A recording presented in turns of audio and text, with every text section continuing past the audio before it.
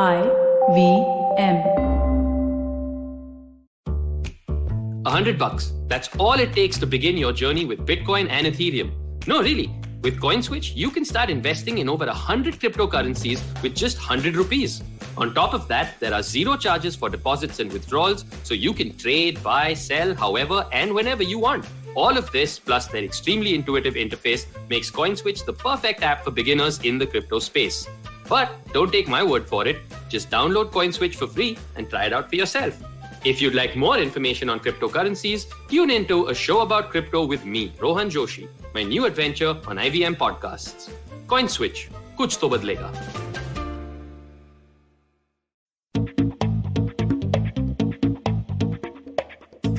The increased privatization of education over the years has led to the dynamic evolution of the educational system as a whole. However, it's also led to a severe inequality in the way we educate, as well as given rise to a need to regulate how this privatized model should function, especially keeping in mind the disruptions driven by the pandemic and the need to drive equality in the way we educate. One company that's working to drive this regulation in India is Oxfam India. And today I have Ankit Vyas, their program coordinator for inequality in education on Advertising is Dead, to dig into all of this and so much more. I'm Varun Duggirala. This is Advertising is Dead. We're right back with Ankit. Modern advertising and AI go almost hand in hand. It's become so easy to track analytics from various different platforms because of artificial intelligence, and there's always a growing demand in the industry for talent that understands and can work with AI. Luckily, Intel's Digital Readiness Program is here to empower everyone with skill sets, mindsets, and tool sets to use in an AI-fueled world. So you can be ready to develop AI for sports if you want to as well. The Intel AI for Youth program is an initiative that guides today's youth to an understanding of AI, how it is designed and why it's important today. Intel's been working with the CBSE, Ministry of Education and the Government of India to empower today's youth to build social impact solutions while demystifying what AI is. How do you take advantage of this? Purchase an Intel Core-powered PC and you get free access to 80 plus hours of immersive and hands-on training about AI. On completion of the program, along with a certificate, you get access to AI toolsets to try to put what you've learned to good use. So don't wait. Log on to futurebanawonderful.intel.com. Future Banaw Wonderful by bringing home an Intel-powered PC. Welcome back to Advertising is Dead. We talked to Ankit. Hi, Ankit. Welcome to the show. Hi. Thanks for having me. I want to start off by just to set context for the entire audience. Right? I want to kind of set context in terms of what you guys at Oxfam do, what you've been focusing on, especially in India, so people get a broad basis of what you've actually been pushing towards, and think from there we'll move towards talking about some specifics. Sure, sounds good. Broadly, Oxfam works on a lot of issues ranging from responding to emergencies to working on issues of gender. But what I and my team specifically focus on is the issues of health and education. And over the past year, we've been running the campaign against rising privatization of education and health called Rights Over Profits. And sort of the context behind that is, traditionally a lot of civil society organizations, including Oxfam, have focused on strengthening the government system. So a lot of the work has always been with government schools and with the public education system. But given the fact that now almost 50% children actually attend private schools, we felt that this was also an area that needed our attention. It's actually an area that doesn't receive enough attention from civil society organizations. And that's kind of the context within which we said, let's try and work on issues of private schools as well. That's kind of a gist of what. Yeah. When I was looking at what you're focusing on as well, right? And there are, I'm sure there are many contrary points to this, right? And let me pick out a few which I'm pretty sure you hear very often. And people say, okay, once again, public and government schools will not be able to teach the way you need to be taught in today's world. So you need a lot of private education. You'll have people turning around and say that there are people who say, do we need to overhaul how education itself functions? People are learning a lot more of apps right now than they learn actually in a classroom and so on and so forth. So when looking at that and you're talking about, kind of re-looking at how privatization functions, what do you feel is the core point we all miss when we say when people say statements like these? So a couple of things. I mean, one is we're very clear that we're not doing a public uh, versus private debate here. We're not arguing for one over the other. What we're essentially saying is, first thing is, most of the best education systems in the world, like Finland, they traditionally have been public education systems. They have large public education systems where all children, regardless of background, attend. So, firstly, if one looks at research of successful education systems across the world, it tends to be public in nature. Mm. But given that, I think what one is missing here is the issue of, there needs to be accountability of whatever system exists. And we're not saying that it's only the private sector that needs to be accountable. But the fact of the matter is that there has been a lot that's been written about, researched about how government schools uh, need to be better accountable. There's a lot that's been written and a lot of criticism also about how government systems lack accountability. I think what a lot of people are missing is that private schools also need to be held to the same standards of accountability. And that's kind of where we want our focus to be, because uh, essentially, right now, if one looks at the given context, private schools are, uh, there isn't enough regulation or there isn't enough comprehensive regulation looking at how private schools operate, and also to sort of remedy the issues that private school parents might be facing. So I think that's kind of, I think, the missing point where people get into this dichotomy of public versus private. I guess that's not what we want to focus on. It's more about holding both accountable. I feel like accountability is an interesting point here, right? And and there are multiple tracks here. One track is just genuinely how everyone has started to learn, and in almost a non-linear format of how we are learning has really changed how, let's say, really. So I have a 4-year-old, so I've kind of Right. seen how she learns, and how that would be different from how I would have learned when I was younger. And it's very Right. apparent that we have now generations coming up who are Mhm. getting so much more information and what they can learn from, and how much they can kind of do with that. And But on the other end of the spectrum, we're also talking about age-old systems that haven't really changed, Hmm. be it regulations or be it how education functions. Um, and in that, at some point, and I know it's a long-winded question here, but um, when you look at the private school system, and I feel that it's also a broad thing to call it a private school. I think there's so many different categorizations there, etc. Correct. Um, how do you think that, especially the way private schools are functioning, are in many ways, taking away? And you said you spoke about the experience of parents right now, especially with private schools. Which are Right. the parts that we sometimes miss, just in terms of how they function from an accountability standpoint? Because in a sense, they are being accountable for the curriculum of some sort, but are they accountable for other factors? What would those factors be? And especially like looking at the modern sense of things, and why we don't really understand enough over there. Sure.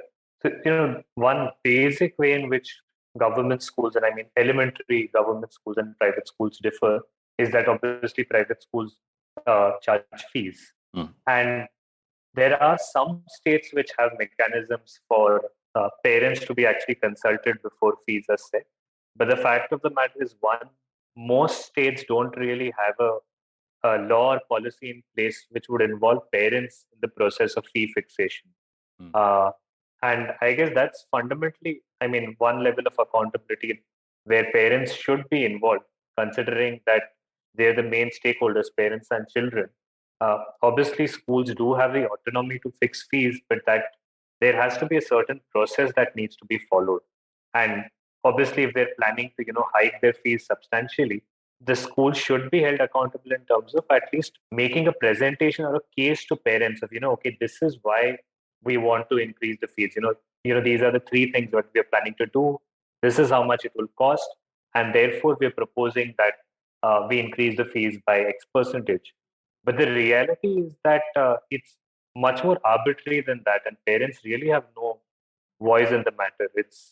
And we've seen this during the pandemic as well, Hmm. with private schools sort of hiking their fees, charging bus fees, transport fees, despite schools being closed, and parents kind of just being, uh, in a sense, consumers who have no voice instead of Yeah. being active participants uh, of the education process. which they should be rightfully.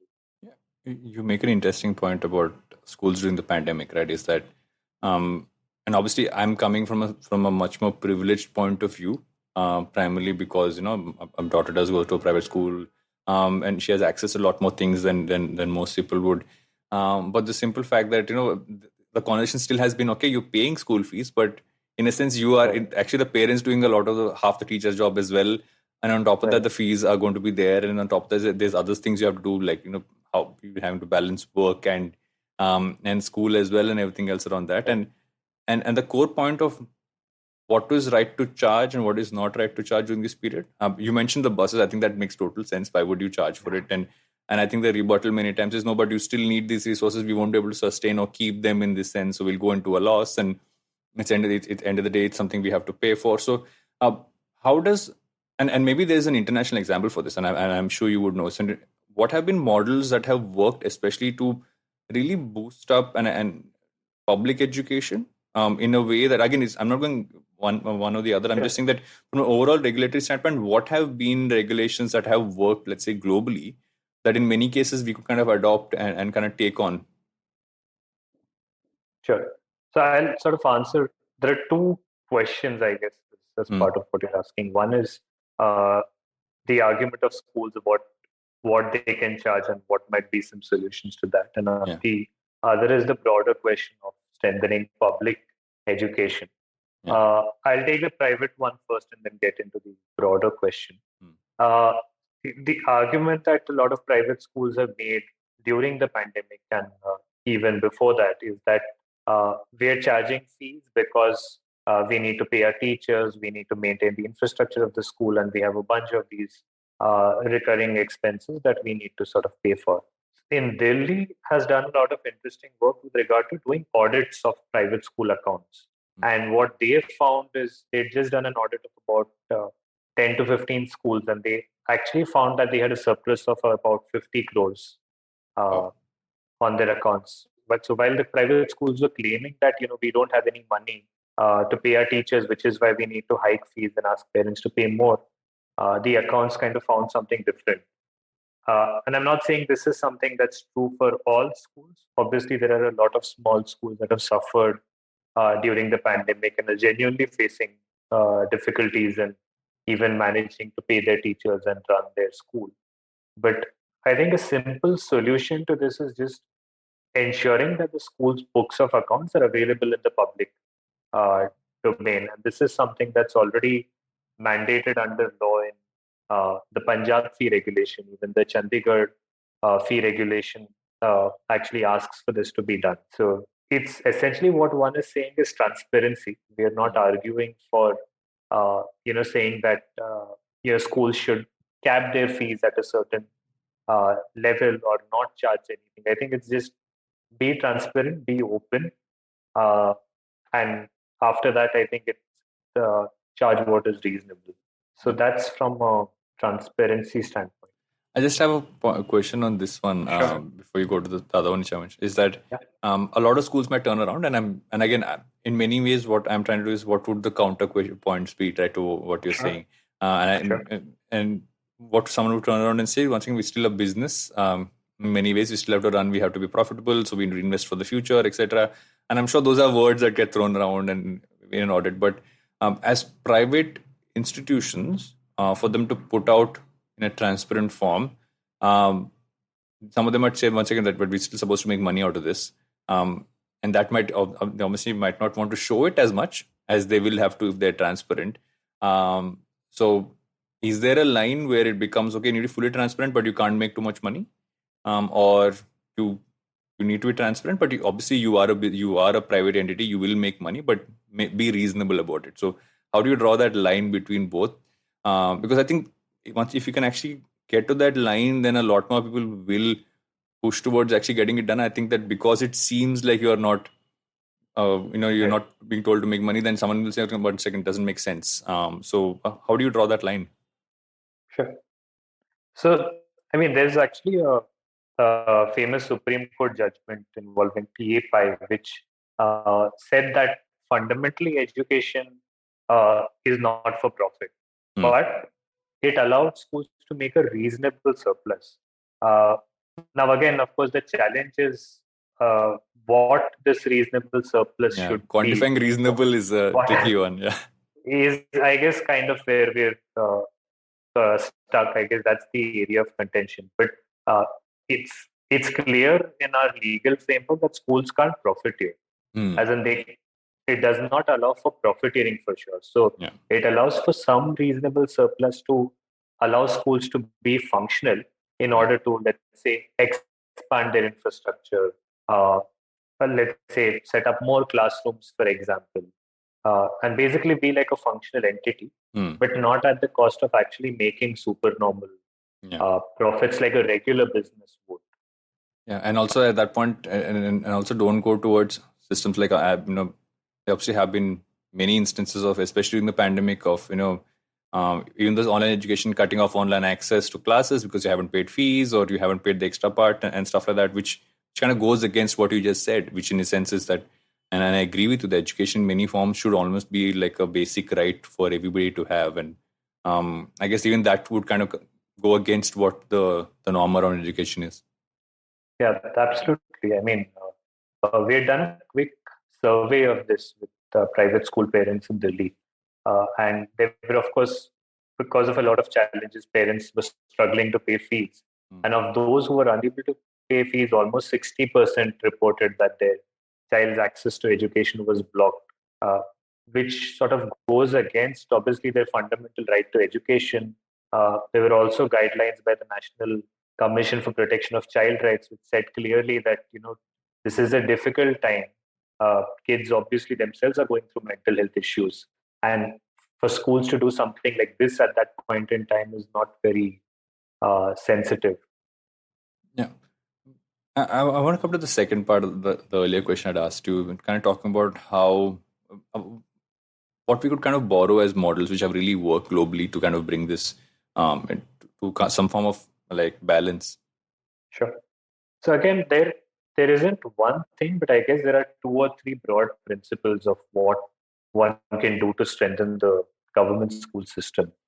And if one looks at the Indian context, it isn't like we don't have good government schools. If one looks at Kendra Vidyalayas, they're obviously not even at par. In many ways, they're better than a lot of private schools out there. And what this kind of comes down to is fundamentally a difference in funding. So, while a Kendra Vidyalaya, the per child expenditure in a Kendra Vidyalaya is more than 6 or 7 times that of a regular government school. That's fundamentally where we need to be focusing.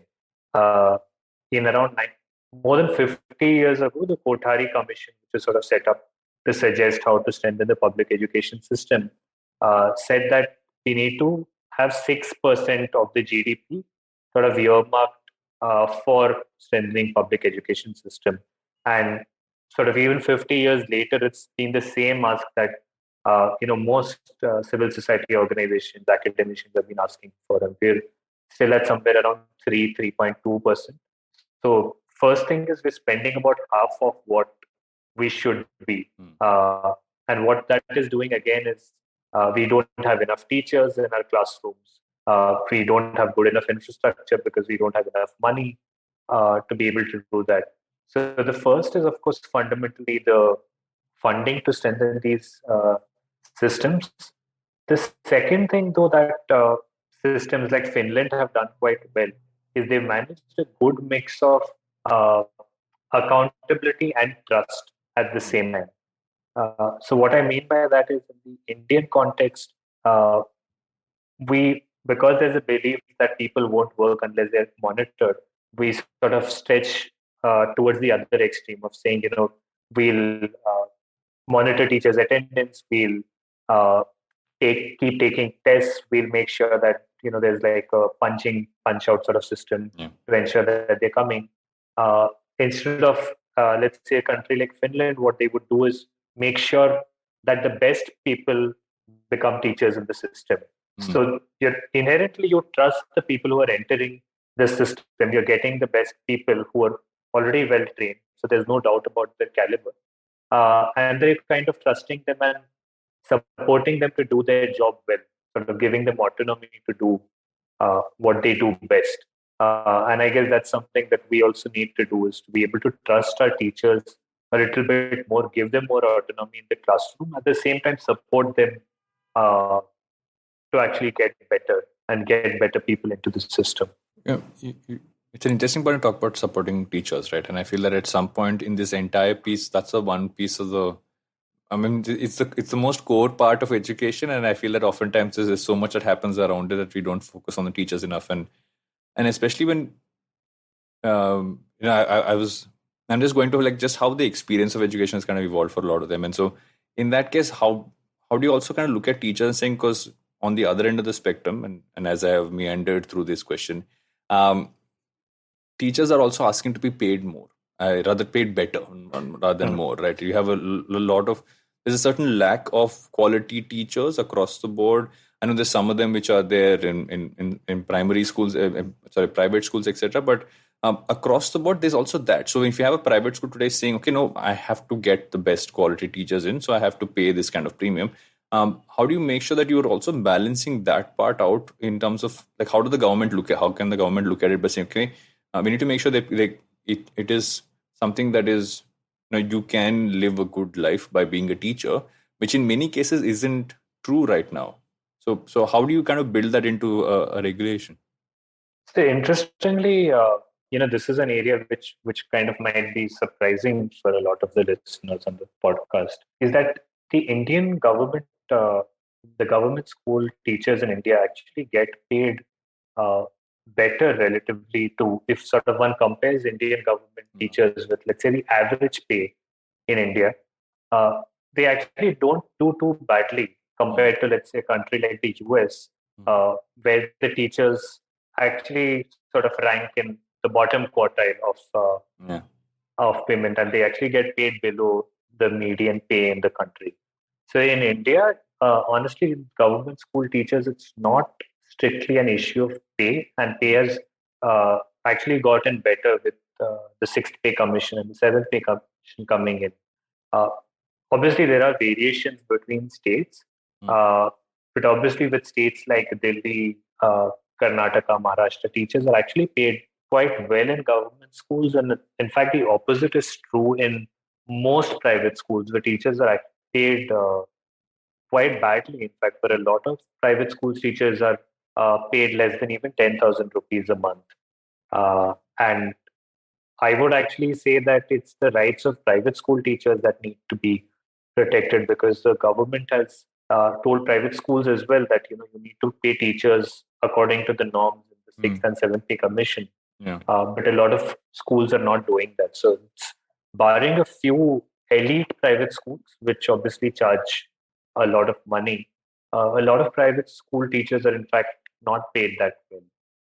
So the in that sense, the regulation of private schools also needs to have sort of clauses about how do we protect the rights of teachers in terms of making sure they have good working conditions, they have uh, adequate pay, they have the same rights in terms of be it social protection, insurance, and stuff like that. That is surprising, though. And I guess it also has to do a lot with just perception, right? You perceive, I guess, public schools a certain way, or government schools a certain way, and you perceive private schools a certain way. I have a bunch more questions, but I know we need to go in for a break. So you're going to do that and be right back with advertising instead. Ow! I injured my arm. I was in the gym lifting weights, doing, my normal pull-ups and traps with about 400 pounds in each arm. And actually, I was doing the bench press. I can't lie. I was on my 8th lift. It was about 360 pounds without a spot. I don't like to go lower and, embarrass myself. And suddenly my daughter enters all excited and she says, "Dad, have you heard?" And I said, "Heard what?" And she said, "Now you can get Kotak home loans at only 6.5% interest." I was so shocked, my hand slipped, the bench press bar fell on my other hand, and before I knew it, I'm on my way to hospital in a lot of pain. But before the hospital, driver, Kotak Mahindra Bank pe rokna. I need to do this now. I blame my daughter for this. ऐसी बातें बताने से पहले कृपया ध्यान रखें. I mean, come on, yaar. Terms and conditions apply. Interest rate starting at 6.5% per annum. Welcome back to Advertising is Dead. We're still talking to Ankit. Ankit, before we went into break, we obviously spoke about teachers, but I want to take this broader now. I want to say that one part is what do you implement, and then comes in the part of how do you implement. And especially with a country like ours, which is so complex and so large and has so many different pieces happening, how could the government kind of go about implementing a way, implementing this into it, or is the solution to kind of rethink how this even functions? Because now with the digital education being such a strong focus, in terms of how the last 2 years have gone. And I know that still required someone to have a device and etc. What if someone doesn't have one, and so on and so forth. But does the solution lie elsewhere to help bring some sort of balance into this, or and what would your points be on that? Sure. So, with regard to, one looks at the current regulation system, the national education policy which came out last year, uh, the policy also acknowledges that the current regulation system has, in that sense, not worked, and we do need a rethink of how that can work more effectively. Uh, since you talked about issues of implementation, uh, I think my sort of opinion on this is for the government to actually make it easier for themselves and also to make it more effective. I think we need to decentralize the system in many ways. And what I mean by that is having a lot of decisions taken at the school level itself rather than everything being done by the government regulatory system.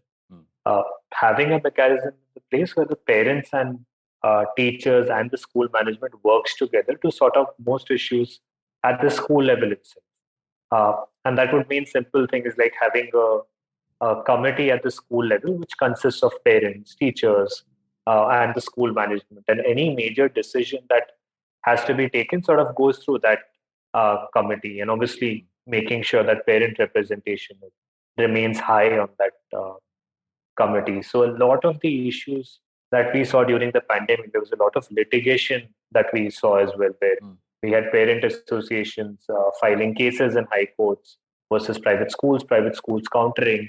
A lot of this could have been avoided if, at the school level itself, there was a mechanism where parents, teachers, and schools kind of sort out uh, the issue and agree uh, on what needs to be done. If this doesn't work, then of course one can have a mechanism at the district level, uh, which parents and schools both could approach. But fundamentally, I think we do need a mechanism to sort of decentralize this, so that it's not just the government doing it, but in some sense, the parents also playing a role in that regulation. So, looking at the effort you're kind of putting into to pushing towards regulation, if I'm someone listening to this podcast right now, what can I do to kind of help? Because I do believe a large number of people today, and I feel especially today's generation, and I said today I'm generalizing across millennial, Gen Z, and I'm an almost 40-year-old millennial, so I think we're old enough now as a generation.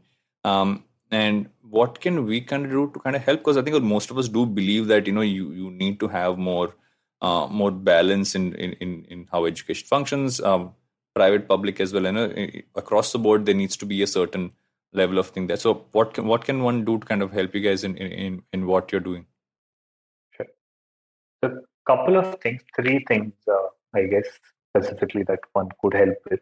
Uh, One is we have a petition to the education minister on our website, and I guess we'll share the link later to that. And essentially, that petition is calling the education minister to have a national level comprehensive regulatory framework, which includes aspects of not just fee regulation, but also broader aspects of making sure children are not discriminated against, and so on. And we're essentially calling for that to make sure that there is a comprehensive framework that then other states could adopt. So that's one, is sort of signing that petition and sharing that. The other thing is we also have an online survey right now that we're doing to capture the experiences of private school parents. Uh, and the idea is to actually get evidence on what we're talking about from parents themselves. So a lot of the issues that I spoke about on this podcast, we're trying to uh, get evidence of that from private school parents and then use that evidence to approach the government for greater regulation. Uh, so the second thing would be, I guess, fill the survey if you are a private school parent. And if you're not, just, I guess, circulate that in your network so that we have evidence that can help. And the third thing, I guess, is if again, this would be more applicable to private school parents, but uh, one is get a sense of, what is the regulation, what are your rights as parents. So, for example, if you're in Maharashtra, the rights of parents is that they should be consulted by the school before the fees hike. So, I guess doing some homework, and we'll, as Oxfam, we're trying to sort of have these state-wise fact sheets so that parents can go through that. But I guess also just being aware of your rights as parents, because that is again sort of the job half done. If parents themselves know that this is what my right is, then they can hold the school accountable rather than waiting for the government to step in. Awesome. So I'm actually going to go towards the what I do at the end of every episode. I throw a bunch of questions at my guests, which have nothing to do with what we've spoken about right now. So I'm going to do that to you as well. And considering what you do in, if I can call it your day job, what do you do when you're not focusing on work? Are there interests beyond that you have? What do you spend a lot of time doing? People, one second, on your day job you do this, but this is what you enjoy doing otherwise. So what would that be?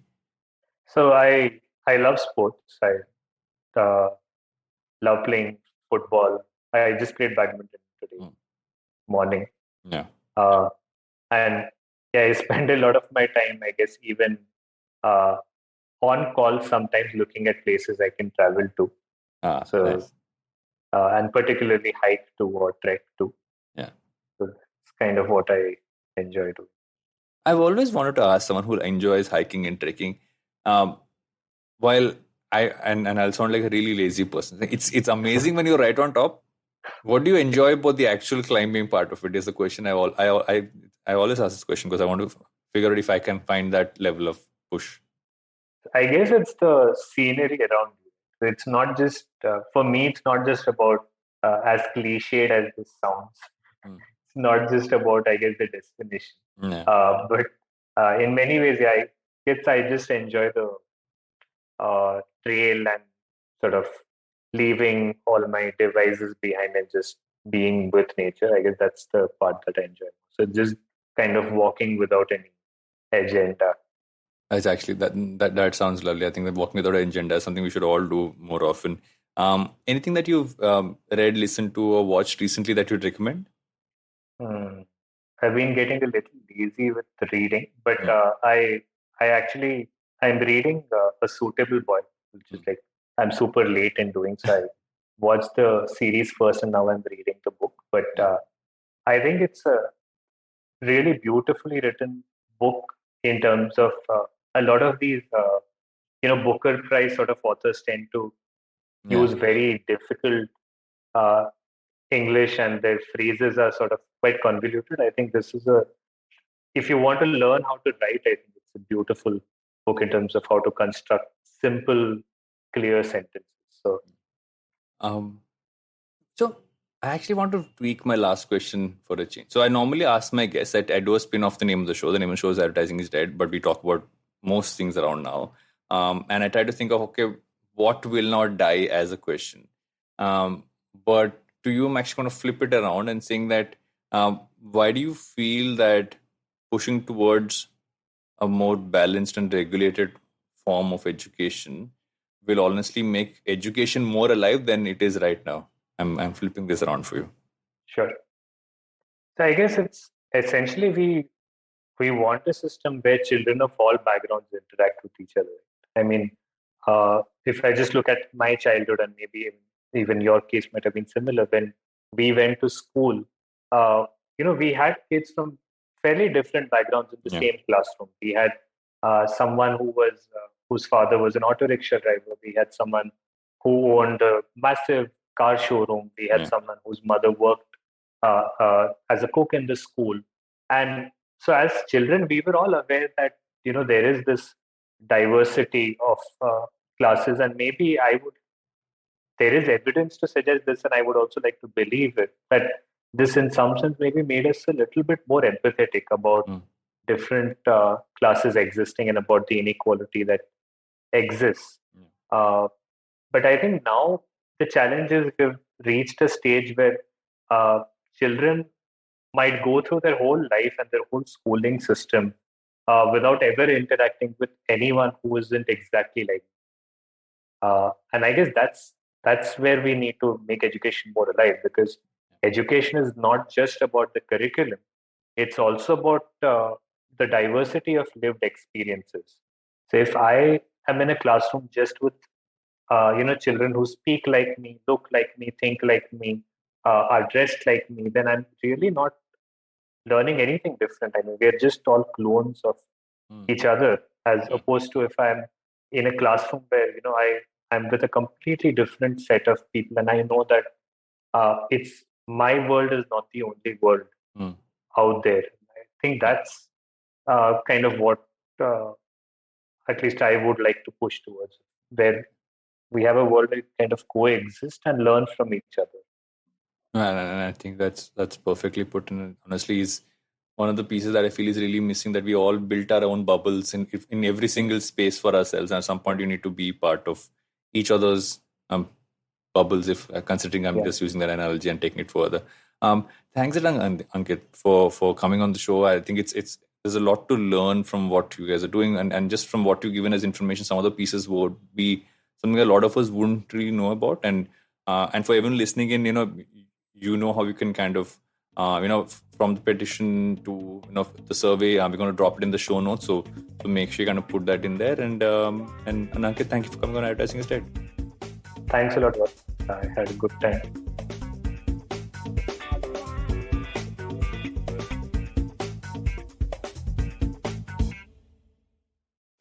Hello, everybody. It's been another great week on the IVM Podcasting Network. On Agla Station Adulthood, Ritasha and Ayushi speak to gynecologist Sakina Radiowala on the important aspects of the female body, like menstruation, biological clock, infections, and hygiene. Dr. Sakina also answers some crowdsourced questions during this episode. Dr. Siddhant Bhargava, fitness and nutritional scientist, co-founder of Food Darzi, explains how we can simplify our nutrition on The Habit Coach with Ashton. On Smile India, Shifa tells us the amazing story of Dr. Aparna Hegade's NGO Arman. They provide free counseling to pregnant women and new mothers in their local languages. On Storytellers and Storysellers, Vineet talks to Gaurav Agarwal, co-founder of GameZop. They discuss the conduit between game developers and large platforms. And on Hanswani, here's Sushma Munindra's story, Ye Ishq Ishq Hai, Ishq Ishq, which explores how love is perceived differently by two different generations in the voice of Shashwata Sharma. Do follow us on social media. We're IVM Podcast on Twitter, Facebook, Instagram, and LinkedIn. And remember, if you enjoyed this show, or any of our other shows for that matter, please do tell a friend. We appreciate the word of mouth. And finally, we'd like to thank the sponsors on our network this week: Cred, Bank of Baroda Quarter, CoinSwitch Kuber, Slay Coffee, Intel, and Kotak Mahindra Bank. Thank you so much for making this possible. Eventually, you'll see the end of your childhood, Get accustomed to womanhood. enjoy the experience of sisterhood, Might get to wifehood or not, choose motherhood, or not. You'll learn to define your personhood. earn a livelihood, Change the neighborhood. and get rid of the falsehood that life post-academia is easy. So join me, Ritasha, And me, Ayushi, on a journey from station starting point. to station, what now? Next station, Pudin station, and hopefully Agla station, adulthood. Fresh episodes out every Thursday.